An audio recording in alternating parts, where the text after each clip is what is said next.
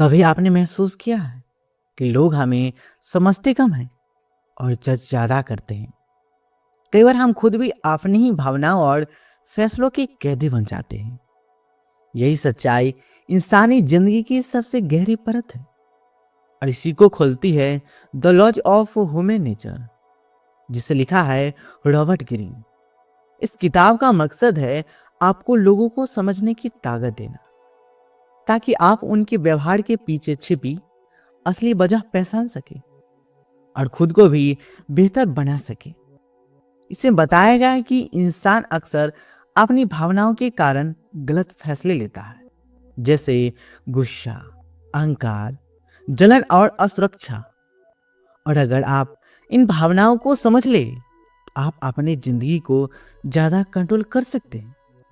किताब में अलग अलग लॉज के जरिए समझाया गया है कि कैसे लोग दिखावे में कुछ और होते हैं और असल में कुछ और। इसलिए आपको उनके शब्दों से ज्यादा उनके व्यवहार को दिखना चाहिए। यह भी बताया गया है कि हर इंसान में ध्यान पाने की चाह होती है और यही वजह है कि लोग कई बार गलत रास्ते चुन लेते हैं। अगर आप लोगों की कमजोरियों को समझ ले, तो आप उन्हें बेहतर तरीके से डील कर सकते हैं, साथ ही खुद को भी सुधार सकते हैं। यह किताब आपको सिखाती है कि कैसे अपने अंदर झांकना जरूरी है, क्योंकि असली बदलाव वो वहीं से शुरू होता है। और जब आप खुद को समझ लेते हैं तो दुनिया को समझना आसान हो जाता है और तब आप सिर्फ रिश्तों में कम दुख और ज्यादा समझदारी महसूस करते हैं और धीरे धीरे आपकी जिंदगी ज्यादा मजबूत और संतुलित बन जाती है। और जब आप इस समझ को अपनी रोजमर्रा के जीवन में लागू करना शुरू करते हैं, तब आपको धीरे धीरे ये एहसास होता है कि हर इंसान अपने अनुभवों और अंदरूनी संघर्षों से चल रहा है। इसलिए किसी के व्यवहार को तुरंत जज करने के बजाय उसकी परिस्थिति को समझना ज्यादा जरूरी है। किताब यह भी सिखाती है कि कई लोग अपने बचपन की भावनात्मक कमी या चोट की वजह से बड़े होकर अजीब या कठिन व्यवहार करते हैं। और अगर आप इसे पहचान ले, तो आप न सिर्फ उनसे बेहतर तरीके से निपट सकते हैं, बल्कि खुद को भी ऐसे पैटर्न से बचा सकते हैं। इसमें यह भी बताया गया है कि लोग अक्सर अपनी छवि बनाने में लगे रहते हैं ताकि वे दूसरों की नजर में अच्छे दिख सके।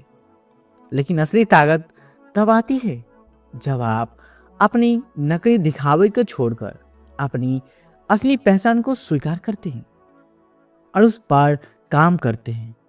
किताब यह भी समझाती है कि कैसे भीड़ का असर हमारे फैसलों पर पड़ता है और हम बिना सोचे समझे दूसरों की नकल करने लगते हैं। इसलिए जरूरी है कि आप अपनी सोच को मजबूत बनाएं और हर फैसलों को खुद के नजरिए से देखें। साथ ही यह भी बताया गया है कि धैर्य और आत्मनियंत्रण इंसान की सबसे बड़ी ताकत है, क्योंकि जो व्यक्ति अपनी भावनाओं पर काबू रखता है वही लंबे समय में सफल होता है। और जब आप इन सभी बातों को समझकर अपनी जिंदगी में अपनाते हैं, तो आप सिर्फ दूसरों को ही नहीं बल्कि खुद को भी गहराई से समझने लगते हैं। और यही समझ आपको एक ऐसे जिंदगी की तरफ ले जाती है जहां आप कम रिएक्ट करते हैं, ज्यादा सोचते हैं और हर स्थिति में संतुलित बनाए रखते हैं। और जैसे जैसे आप इस समझ को गहराई से अपनाते जाते हैं, आपको यह भी महसूस होने लगता है कि आपकी जिंदगी में होने वाली ज्यादातर परेशानियों बाहरी नहीं बल्कि अंदरूनी होती है। हम अक्सर सोचते हैं कि लोग हमें दुख देते हैं, लेकिन सच यह है कि हमारी अपेक्षाएं, हमारी प्रतिक्रियाएं और हमारी अधूरी समझ ही हमें सबसे ज्यादा तकलीफ देती है। इस किताब की एक बहुत गहरी बात है कि इंसान को खुद के अंधे कानों को पहचानना चाहिए, क्योंकि हम सभी के अंदर कुछ ऐसी कमजोरियां होती है जिन्हें हम मानना नहीं चाहते, जैसे कि खुद को हमेशा सही समझना, दूसरों की आलोचना करना या फिर अपनी गलतियों को छुपाना। और जब तक आप इन चीजों को स्वीकार नहीं करते, तब तक आप खुद को बेहतर नहीं बना सकते। धीरे धीरे यह किताब आपको यह भी सिखाती है कि दुनिया में सबसे बड़ी ताकत है लोगों को समझने की कला। अगर आप यह समझ जाते हैं कि सामने वाला व्यक्ति किस भावना से काम कर रहा है, वह डर में है या अहंकार में या असुरक्षा में, तब आप उसके साथ सही तरीके से पेश आ सकते हैं। और यही आपको दूसरों से अलग बनाता है। यह भी बताया गया है कि हर इंसान के अंदर एक छुपी हुई स्वार्थ होता है और यह कोई बुरी बात नहीं है, बल्कि यह हमारे प्रकृति का हिस्सा है। लेकिन समस्या तब होती है जब यह स्वार्थ हमें अंधा बना देता है और हम दूसरों को नुकसान पहुंचाने लगते हैं। इसलिए जरूरी है कि आप अपने स्वार्थ को समझें और उसे सही दिशा में इस्तेमाल करें। इस किताब में यह भी कहा गया है कि इंसान को अपने जीवन में उद्देश्य होना चाहिए, क्योंकि बिना उद्देश्य के इंसान भटक जाता है और फिर वह छोटी छोटी बातों में उलझकर रह जाता है।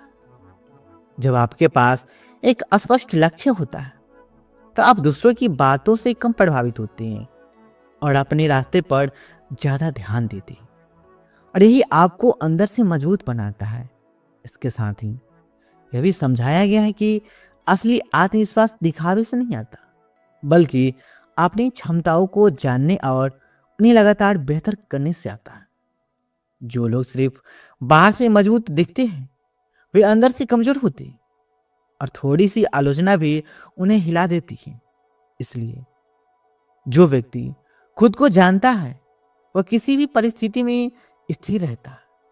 लेकिन किताब यह भी बताती है कि रिश्तों में सबसे बड़ी गलती हम यह करते हैं कि हम सामने वाले से अपनी उम्मीदों के अनुसार व्यवहार चाहते हैं। लेकिन हर इंसान अलग होता है, उसकी सोच अलग होती है, उसकी भावनाएं अलग होती है और अगर आप इस सच्चाई को स्वीकार कर लेते हैं तो आपके रिश्ते बहुत आसान हो जाते हैं। आप लोगों को बदलने की कोशिश छोड़ देते हैं और उन्हें समझने की कोशिश करते हैं और यही असली समझदारी है। एक और बहुत महत्वपूर्ण बात यह है कि इंसान को अपनी ऊर्जा को सही दिशा में लगाना चाहिए, क्योंकि अगर आप अपनी ऊर्जा को बेकार की चीजों में खर्च करेंगे, जैसे कि दूसरों से तुलना करना या फिर पुरानी बातों को लेकर दुखी रहना, तो आप कभी आगे नहीं बढ़ पाए। इसलिए जरूरी है कि आप अपने वर्तमान पे ध्यान दें और हर दिन थोड़ा थोड़ा बेहतर बनने की कोशिश करें। जैसे जैसे यह यात्रा आगे बढ़ती है, आपको यह एहसास होने लगता है कि असली जीत बाहर नहीं बल्कि अंदर होती है। जब आप अपने मन को समझ लेते हैं, अपनी भावनाओं को नियंत्रित करना सीख लेते हैं और दूसरों की व्यवहार को सही नजरिए से देखने लगते हैं, तब आपकी जिंदगी में एक अलग ही शांति आ जाती है। और यही इस किताब का सबसे बड़ा संदेश है कि अगर आप खुद को जीत लेते हैं तो दुनिया अपने आप आसान लगने लगती है और तब आप सिर्फ जीते नहीं बल्कि सच में जीना शुरू करते हैं। और जब आप सच में जीना शुरू करते हैं तो आपको यह एहसास होता है कि जिंदगी किसी के आगे निकलने की दौड़ नहीं है, बल्कि खुद को हर दिन थोड़ा बेहतर बनाने की यात्रा है। और यही बात the laws of human nature हमें बार बार याद दिलाती है कि असली ताकत बाहर की जीत में नहीं बल्कि अंदर की अस्पष्टता में होती है। जब आपके अंदर अस्पष्ट होती है तो आप किसी भी स्थिति में उलझते नहीं बल्कि समझदारी से निर्णय लेते हैं। धीरे धीरे आप ये भी समझने लगते हैं कि लोगों की सबसे बड़ी कमजोरी उनका ईगो होता है और यही ईगो उन्हें सच्चाई देखने से रोकता है।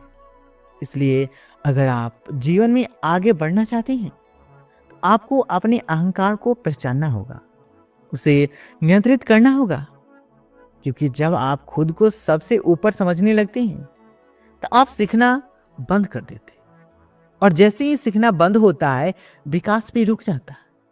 लेकिन जो व्यक्ति विनम्र रहता है वो हर परिस्थिति से कुछ न कुछ सीख लेता है और यही उसे आगे बढ़ाता है।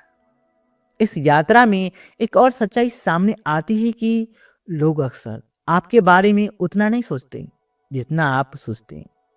हम अपने दिमाग में बार बार यह सोचते रहते हैं कि लोग हमारे बारे में क्या सोचेंगे। लेकिन सच यह है कि हर व्यक्ति अपनी ही दुनिया में इतना व्यस्त है कि उसे दूसरों के बारे में सोचने का ज़्यादा समय ही नहीं मिलता। इसलिए अगर आप इस डर से बाहर निकल आते हैं तो आप खुलकर जीना शुरू कर देते हैं और अपने फैसले बिना डर के लेने लगते हैं। किताब यह भी सिखाती है कि आपको हर स्थिति में भावनात्मक रूप से संतुलित रहना चाहिए, क्योंकि जब आप गुस्से या दुख में फैसले लेते हैं तो वह अक्सर गलत होते हैं। इसलिए जरूरी है कि आप रोकें, सोचें और फिर निर्णय लें। यह छोटी सी आदत आपकी जिंदगी को पूरी तरह बदल सकती है और आप कई बड़ी गलतियों से बच सकते हैं। और एक गहरी बात है कि इंसान को अपने समय और ध्यान की कीमत समझनी चाहिए, क्योंकि यही उसकी सबसे बड़ी संपत्ति है। अगर आप अपना समय गलत लोगों या बेकार की चीजों में खर्च करते हैं, आप धीरे धीरे अपनी ऊर्जा खो देते हैं और फिर आपको लगता है कि जिंदगी में कुछ भी आगे नहीं बढ़ रहा। इसलिए जरूरी है कि आप अपने समय को सोच समझकर निवेश करें और उन चीजों पर ध्यान दें जो आपको वास्तव में आगे ले जाती है। और अंत में सबसे महत्वपूर्ण सीख यह है कि खुद से ईमानदार रहना सीखिए, क्योंकि जब आप खुद से झूठ बोलते हैं तब आप अपनी ही प्रगति को रोक देते हैं। इसलिए जब आप अपनी सच्चाई को स्वीकार करते हैं, चाहे वह कितना भी कर भी क्यों ना हो, तब आप वास्तव में बदलना शुरू करते हैं और यही बदलाव आपको एक नई दिशा देता है, एक नई पहचान देता है। और जब आप इस पूरी समझ को अपने जिंदगी में उतार लेते हैं तो आप पाएंगे कि आप अपनी स्थिति के गुलाम नहीं रहे, बल्कि आप अपने विचार और भावनाओं के मालिक बन चुके हैं। और यही असली आज़ादी है, यही असली शक्ति है जो आपको हर स्थिति में स्थिर रखती है और आपको एक ऐसे जिंदगी की ओर ले जाती है जहां आप सिर्फ सफल नहीं बल्कि संतुष्ट भी होते हैं।